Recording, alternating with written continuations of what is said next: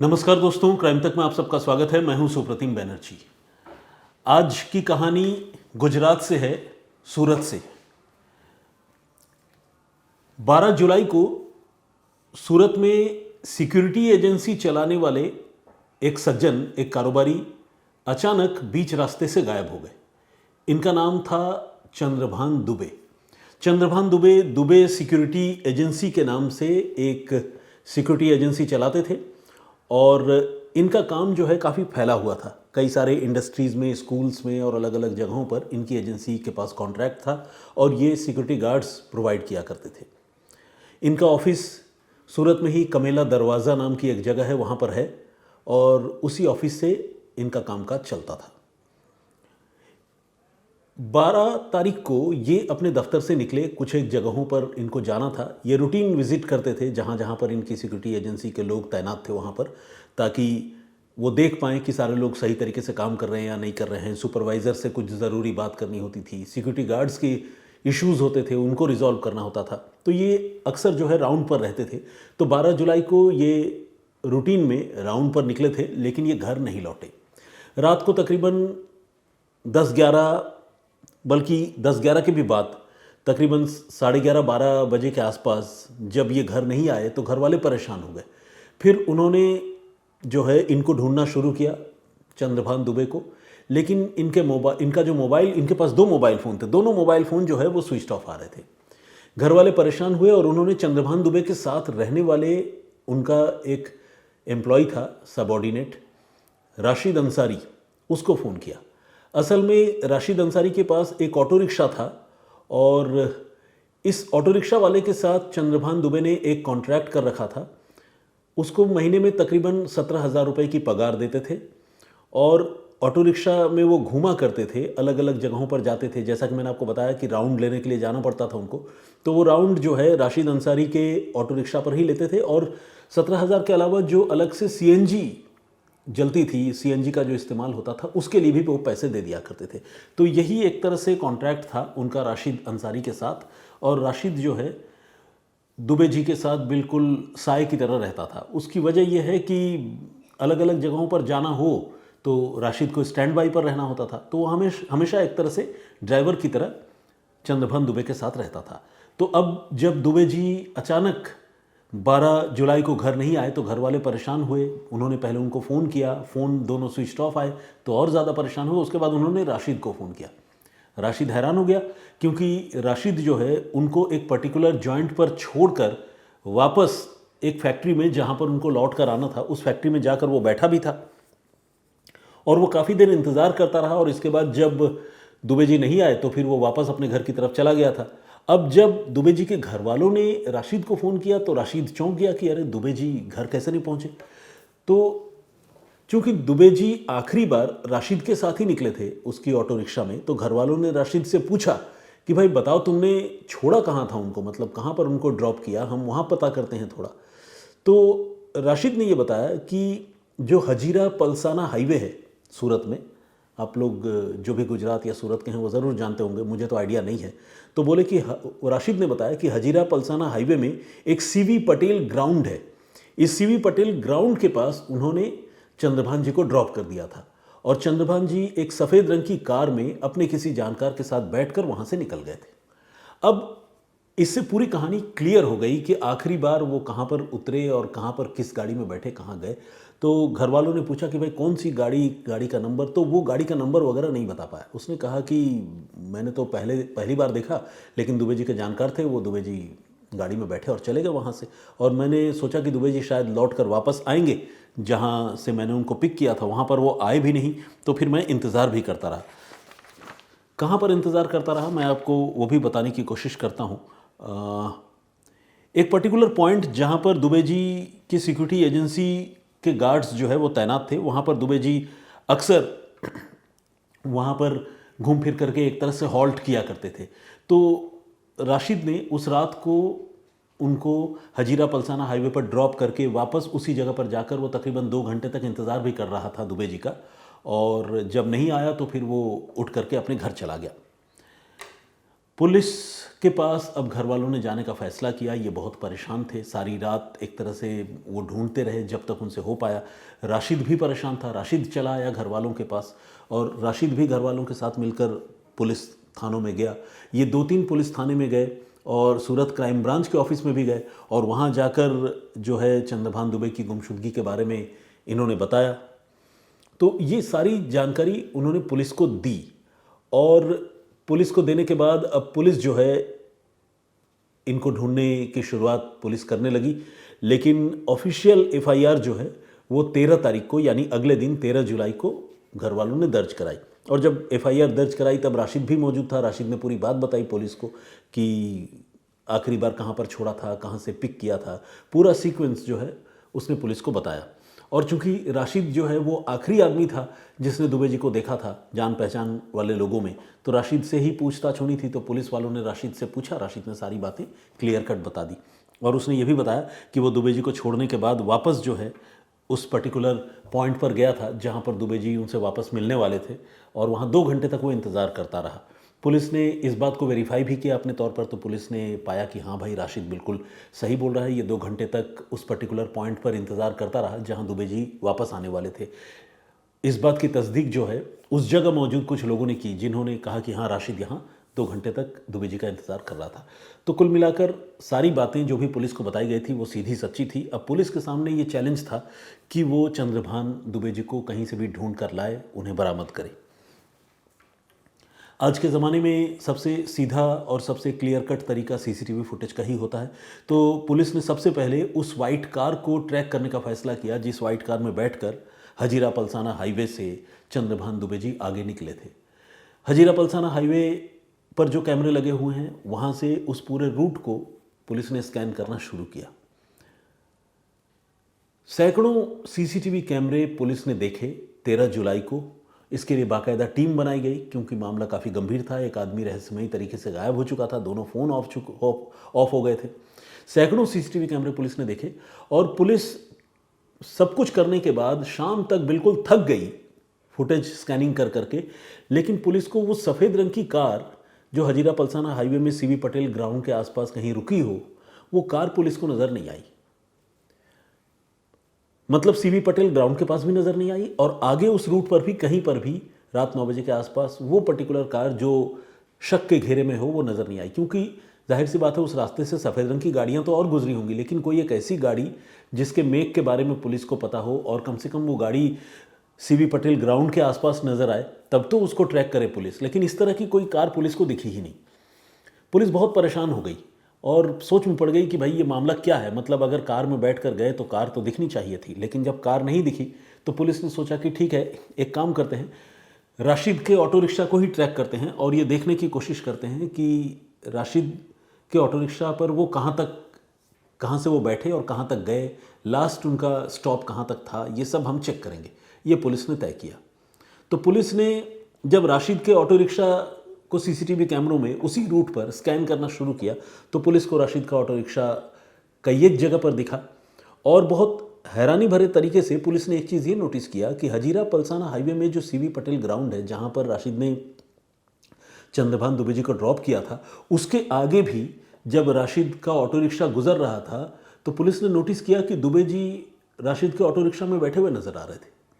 ये एक बड़ी अजीब सी बात थी। अगर दुबे जी को सीवी पटेल ग्राउंड के पास छोड़ा गया, ड्रॉप किया गया, तो फिर दुबे जी को तो वहाँ उतरते हुए या तो दिखना चाहिए था, और अगर उतरते हुए मान लीजिए नहीं भी दिखा सीसीटीवी कैमरे में, कोई ज़रूरी तो नहीं कि हर फ्रेम पर सीसीटीवी कैमरा लगा हो, आगे जब वो ऑटो रिक्शा जाता हुआ नज़र आएगा तो कम से कम उसमें तो दुबे जी नज़र नहीं आएंगे। इतना तो एक कॉमन सेंस वाली बात है क्योंकि दुबे जी तो पहले ही उतर चुके हैं। लेकिन जब पुलिस ने राशिद के ऑटो रिक्शा को ट्रैक करना शुरू किया तो हजीरा पलसाना हाईवे में उस पर्टिकुलर पॉइंट जिसका मैं बार बार जिक्र कर रहा हूँ, सीवी पटेल ग्राउंड, उसके आगे भी ऑटो में वो बैठे हुए दिख रहे थे। ये देखकर पुलिस को बड़ी हैरानी हुई। पुलिस को लगा कि क्या राशिद झूठ बोल रहा है या ऐसा तो नहीं कि कहीं लोकेशन के बारे में उसने कोई गलत जानकारी दे दी हो, वो बताना कुछ और चाहता हो। पुलिस ने राशिद को अब पूछताछ के लिए बुलाया। राशिद पूछताछ के लिए पुलिस के पास आया भी और पुलिस ने पूछा कि भाई तुम बता रहे हो कि सीवी पटेल ग्राउंड के पास तुमने छोड़ा था, यहाँ तो सीवी पटेल ग्राउंड के पास उनके उतरने का कोई सबूत, कोई सुराग, कोई कार ऐसी नज़र ही नहीं आ रही है, बल्कि आगे भी तुम्हारी गाड़ी में दुबे जी बैठे हुए दिख रहे हैं अलग अलग सीसीटीवी कैमरों में, फिर तुमने कैसे कहा कि सीसीटीवी मतलब सीबी पटेल ग्राउंड के पास तुमने छोड़ा? तब राशिद ने कहा कि ओ सॉरी सर, मैं एग्जैक्ट लोकेशन आपको बताना भूल गया, सीबी पटेल ग्राउंड ने बल्कि आगे उनको और आगे ले जाकर मैंने छोड़ा था, सीबी पटेल ग्राउंड के पास नहीं छोड़ा था और आगे छोड़ा था। कोई एक और ट्रैफिक पॉइंट के बारे में राशिद ने पुलिस को जानकारी दी। अब पुलिस को राशिद पर थोड़ा थोड़ा शक होने लगा। पुलिस को लगा कि यार कहीं ऐसा तो नहीं कि ये आदमी झूठ बोल रहा हो, यही कहीं लेकर गया हो चंद्रभान दुबे जी को। तो ये थोड़ा पुलिस को शक होने लगा। लेकिन पुलिस ने चूंकि राशिद से जब पूछताछ की तो राशिद ने कॉन्फिडेंटली जवाब दिया, और राशिद लगातार घर वालों के साथ पुलिस के पास आ भी रहा था, और पुलिस के एक बार बुलाने पर वो पुलिस के पास हाजिर हो गया। तो पुलिस को लगा कि हो सकता है कि उसको कोई कन्फ्यूज़न हुआ हो, और उसकी बात पर यकीन करके पुलिस ने उस वक्त उसको जाने दिया।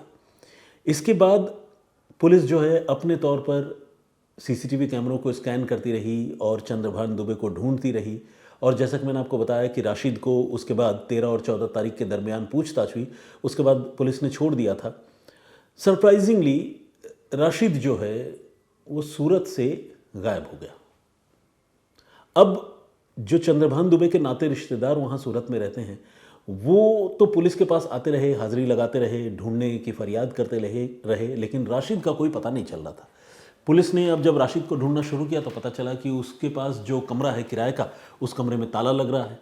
तो पुलिस थोड़ा ज़्यादा ही बेचैन हो गई और पुलिस अब राशिद पर सारा फोकस पुलिस करने लगी। उसकी लोकेशन पुलिस ट्रैक करने का पुलिस ने फैसला किया।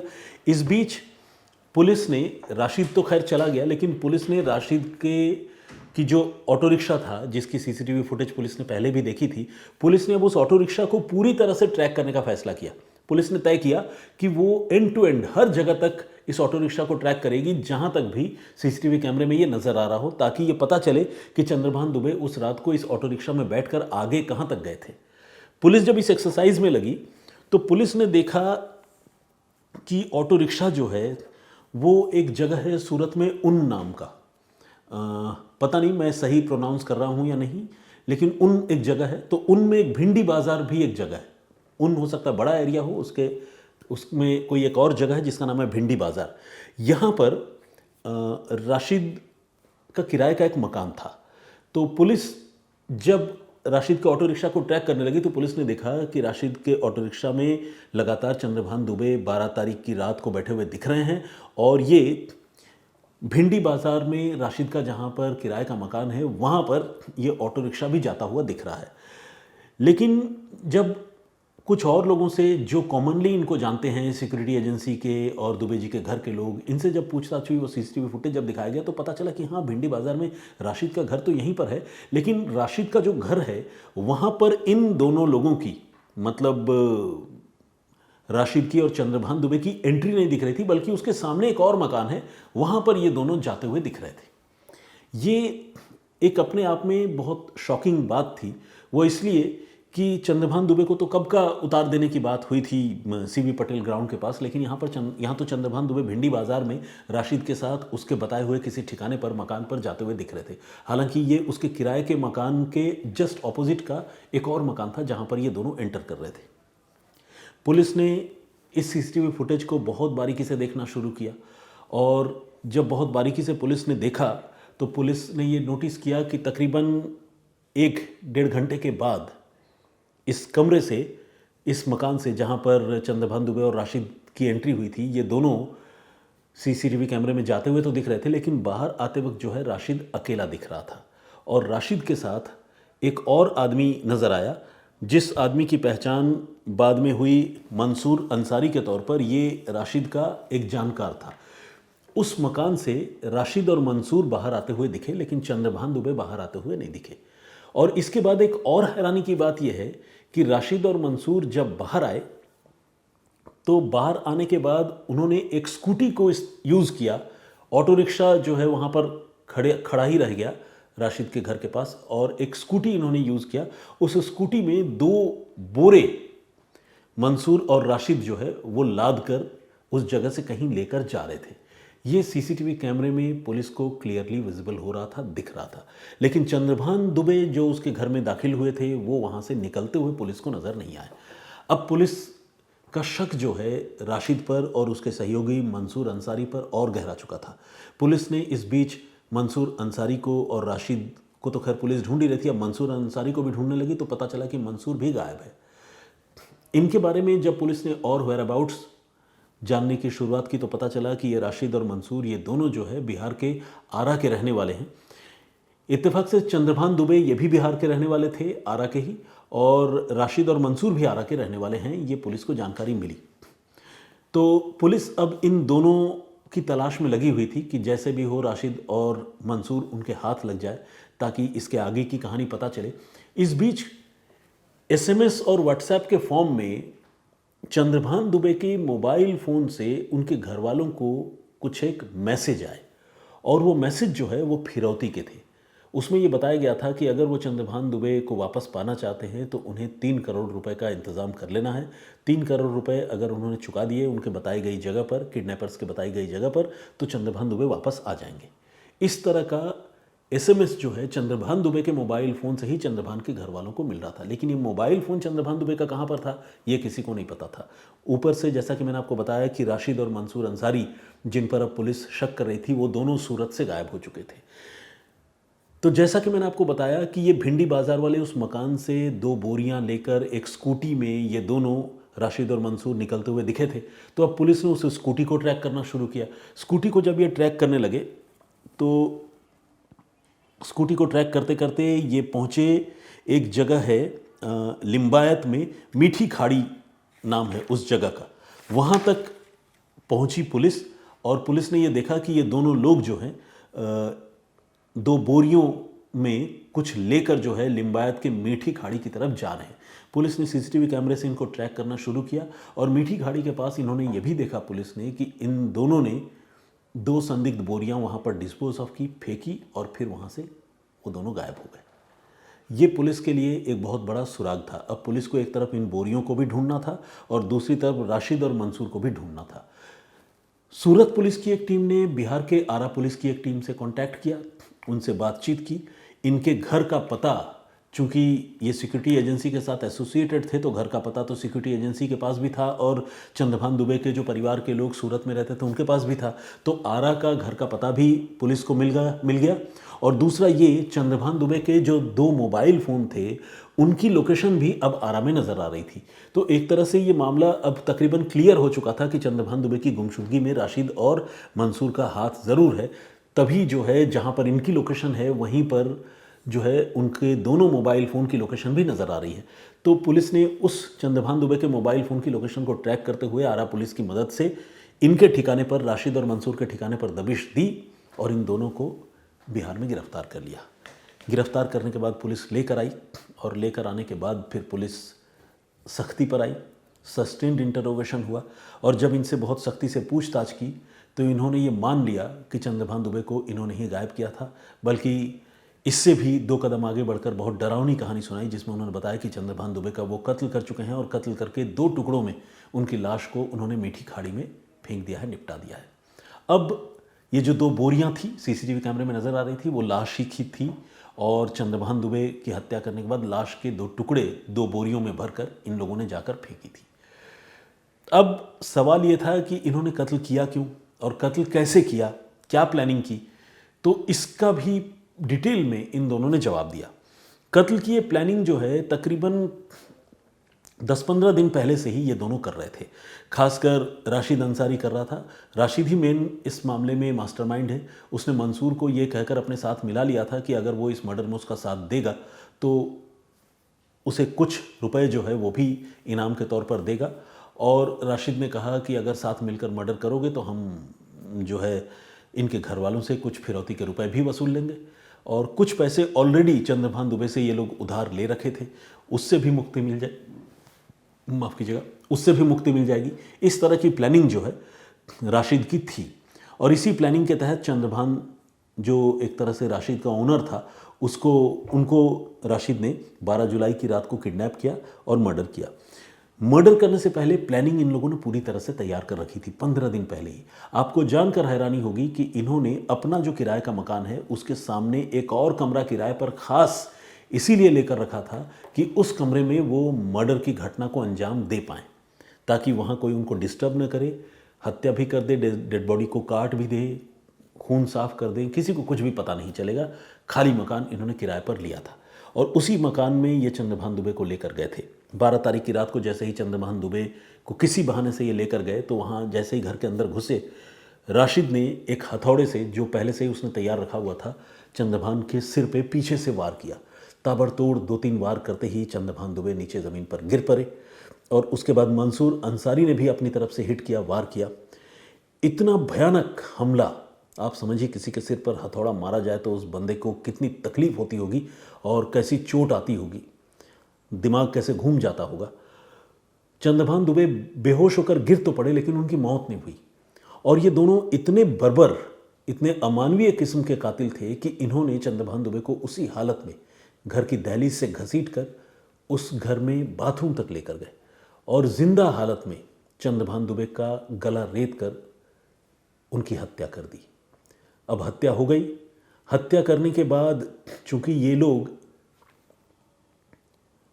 दुबे जी के घर वालों के साथ पुलिस वालों के पास जा रहे थे, चंद्रभान दुबे को ढूंढने का नाटक कर रहे थे, तो हत्या करने के बाद कपड़े वपड़े चेंज करके, हाथ धो करके रात को जो है, पहले तो राशिद जो है उसी जगह पर पहुंचा जहां मैंने आपको बताया था कि एक पर्टिकुलर पॉइंट पर जहां पर दुबे जी आया करते थे, उस जगह पर पहुंचकर उसने 2 घंटे इंतज़ार किया। उस जगह का नाम है सीटीवी प्लांट पांडेसरा।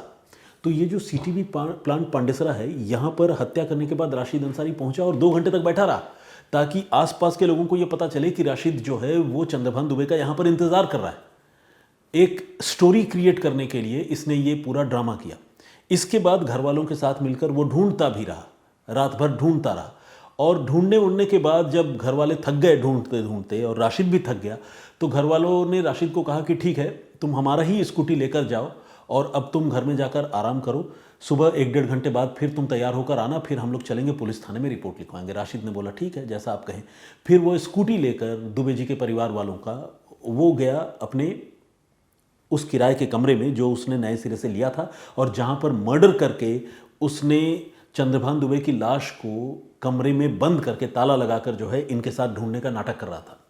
तो फिर से जब लेट नाइट, एकदम बल्कि भोर के वक्त में राशिद जब वापस वहाँ पहुँचा, मंसूर भी पहुँचा साथ में, हत्या करने के बाद दोनों उस कमरे से निकल गए थे।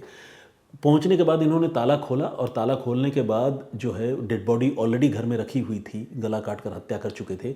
उस डेड बॉडी को इन्होंने 2 हिस्सों में बांटा। बांटने के बाद 2 बोरियों में पैक किया। उसके लिए प्लास्टिक की बोरियां और दूसरे पैकेट्स वगैरह पहले से ये लोग खरीद कर रखे हुए थे, हथौड़े खरीद कर रखे हुए थे। किराए का मकान इस मर्डर केस को अंजाम देने के इरादे से इन लोगों ने लेकर रखा था, तो सारी तैयारी करके रखी थी। तो 2 हिस्सों में काटा और काटने के बाद अर्ली मॉर्निंग में 13 और 14 तारीख के बीच, या आप ये कहिए कि 14 तारीख की अर्ली मॉर्निंग में दुबे परिवार के स्कूटी में ही इन्होंने लाश को 2 हिस्सों में जो कटा हुआ था उसको लेकर ये लोग निकले और लिंबायत की मीठी खाड़ी में जाकर इन्होंने उस डेड बॉडी को फेंक दिया, डिस्पोज ऑफ कर दिया। और इसके बाद ये घर वालों के साथ पुलिस वालों के पास जाते आते भी रहे और तब तक जाते आते रहे जब तक पुलिस को इन पर शक नहीं हो गया और पुलिस ने इनसे पूछताछ नहीं की। जब पुलिस ने पूछताछ की तब राशिद को लगा कि हो सकता है कि अब मैं पकड़ा जाऊं। इसके बाद ये गायब हो गया आरा। लेकिन इसके बावजूद बीच में SMS के ज़रिए 3 करोड़ रुपए वसूलने की कोशिश की, क्योंकि तब भी वो पूरी तरह कंफर्म नहीं था कि पुलिस ने उस पर 100% उस पर शक किया है या नहीं, या पुलिस उसे पकड़ पाएगी या नहीं। उसको लग रहा था कि शायद हम फिरौती के कुछ रकम वसूलने में कामयाब भी हो जाएंगे। तो इस बीच दुबे जी के ही मोबाइल फ़ोन से फिरौती के लिए SMS भी किया था। एक और ख़ास बात, इस कत्ल को अंजाम देने की इतनी प्रॉपर प्लानिंग की थी कि बाकायदा राशिद ने बैंक से लोन ले लिया था तकरीबन 2.25 लाख रुपए का, और 2.25 लाख रुपए के ये जो कुछ हिस्से थे उसने कुछ अपनी बीवी को, अपने कुछ पिता को और अपने भाई को, इन सारे लोगों को ट्रांसफ़र कर दिया था। क्योंकि इसकी ये प्लानिंग थी कि अगर मर्डर करने के बाद हम पकड़े भी जाते हैं तो मेरी ज़मानत करने में और मुझे बेल दिलवाने में घर के लोग इन पैसों का इस्तेमाल कर सकते हैं। तो कत्ल करने से पहले पैसों का इंतज़ाम करना, कत्ल करने के लिए किराए का मकान ले लेना, कत्ल करने के लिए हथियार खरीदना, लाश ठिकाने लगाने के लिए पैकिंग के इंतज़ाम करना, ये सारी तैयारी इन्होंने की। लेकिन इन बेवकूफ़ कातिलों को ये नहीं पता था कि शहर में जगह जगह सीसीटीवी कैमरे लगे हुए हैं। आजकल टेक्निकल सर्विलांस का ज़माना है। कोई आदमी अगर कहीं जाता है, गायब होता है, उसका फ़ोन ऑफ होता है या ऑन होता है तो सब कुछ, उसकी लोकेशन, सब कुछ पुलिस को पता चलती है। इन बेवकूफ़ों को ये नहीं पता था और इसी बेवकूफ़ी के चलते जो है एक बेगुनाह इंसान की मौत हो गई। हालांकि पुलिस अभी तक इस बात को लेकर पूरी तरह कंफर्म नहीं है कि इस मर्डर के पीछे फिरौती ही इकलौती वजह है या फिर कोई और वजह हो सकती है। लेकिन जो तफ्तीश में अब तक जो कहानी सामने आई है उसमें 3 करोड़ की फिरौती के लिए कत्ल करने की बात सामने आई है। लेकिन जिस तरह इन लोगों ने इस पूरे घटनाक्रम को अंजाम दिया और जिस तरह से लापरवाही भरे तरीके से सीसीटीवी मतलब मोबाइल फ़ोन में एसएमएस करके और व्हाट्सएप करके फिरौती मांगी और फिरौती मांगने के बाद जो है फिरौती को कलेक्ट करने के बारे में कुछ नहीं बताया, कहाँ कलेक्ट करेंगे, कैसे करेंगे, क्योंकि तब तक वो ये भाग ही गए। तो इसलिए पुलिस को लग रहा है कि हो सकता है कि इस मर्डर का मोटिव कुछ और हो। एक डेवलपिंग स्टोरी है, लेकिन अब तक जो खुलासा हुआ है मुझे लगा ये कहानी मुझे आप लोगों को बतानी चाहिए। तो आज के लिए इतना ही, लेकिन इस पेशकश को ख़त्म करने से पहले आइए, आज तो वक्त भी काफ़ी हो गया, स्टोरी लंबी हो गई, कुछ हमारे दर्शकों के नाम और कमेंट्स जो है वो मैं पढ़ता हूँ। हमारे दर्शक हैं जिनका नाम है अजय कुमार, इन्होंने भी जो है कमेंट किया और इन्होंने ये कहा है कि क्राइम तक पर तो आप अच्छे लगते हैं, लेकिन जब वारदात में आपका वॉइस ओवर या आपकी स्टोरी देखने सुनने को मिलती है तो वो भी बहुत अच्छा लगता है। इनका ये कहना है कि आज तक में वारदात भी हमेशा देखते हैं और क्राइम तक भी फॉलो करते हैं। अनु वर्जरी ने कमेंट किया है, बहुत बहुत स्वागत आपका। और इसके अलावा रोहित सिंह का कमेंट है, शाहरुख अंसारी साहब हैं, महिपाल सिंह हैं, मुकेश शर्मा है। आज मैं कमेंट्स नहीं पढ़ रहा हूँ क्योंकि वक्त की थोड़ी कमी हो गई है, सिर्फ नाम पढ़ रहा हूँ जल्दी में। ये बेसिकली आप लोगों के लिए ग्रैटिट्यूड है मेरी ओर से कि मैं नाम पढ़ता हूँ। ये मेरी खुशकिस्मती है कि आप लोग इतना कमेंट करते हैं। उद्रेश बिंद ने भी कमेंट किया है, बहुत स्वागत आपका। रिकी सलारिया का कमेंट है। दुर्गा शंकर पति ने कमेंट किया है, बहुत स्वागत आपका। जगदीश के चांडेगड़ा जी हैं, ये गुजरात से हैं और मुझे एग्जैक्टली नहीं पता अहमदाबाद से हैं या सूरत से हैं, लेकिन आज गुजरात की स्टोरी है तो जगदीश जी ज़रूर रिलेट कर पाएंगे। डीएस भक्ति के नाम से एक आईडी है, उन्होंने भी कमेंट किया है। गुरी अमेरिका से कमेंट करते हैं रेगुलरली। होमी राय साहब हैं। निखिल एस के नाम से एक आईडी, उन्होंने कमेंट किया है। लाला साहू ने कमेंट किया है और उन्होंने कहा है, इन्होंने एक दिलचस्प कमेंट किया है, एक लाइन का कमेंट बस पढ़ता हूँ। इन्होंने कहा कि आपकी आवाज़ से मुझे इतना प्यार हो गया है जैसे लैला को मजनू से प्यार था। क्या बात है, बहुत ज़बरदस्त। आनंदी क्रिएट्स के नाम से एक आईडी है, इन्होंने भी कमेंट किया, बहुत स्वागत आपका। इमा वाटसन का कमेंट है और इसके अलावा योगेश धरने जी ने भी कमेंट किया है, बहुत बहुत धन्यवाद आप सारे लोगों का। सारे लोगों का नाम, ऋषभ मिश्रा, इनका भी नाम दिख रहा है मुझे। सारे लोगों के नाम और कमेंट्स एक दिन में पढ़ना संभव नहीं है। आज जैसा कि मैंने आपको बताया कि स्टोरी थोड़ी लंबी हो गई, तो मुझे इजाज़त दीजिए। अपना बहुत ख्याल रखिए, सुरक्षित रहिए। कल जब मैं फिर हाजिर होऊंगा किसी नई कहानी, किसी नए वाक़े के साथ, तो आप लोगों के नाम और कमेंट्स भी ज़रूर पढ़ूंगा और आज की स्टोरी में आज जो कमेंट आप लोग करेंगे उन कमेंट्स का जवाब देने की भी कोशिश करूंगा। फिलहाल मुझे इजाज़त दीजिए, अपना बहुत ख्याल रखिए, सुरक्षित रहिए। जय हिंद, जय भारत।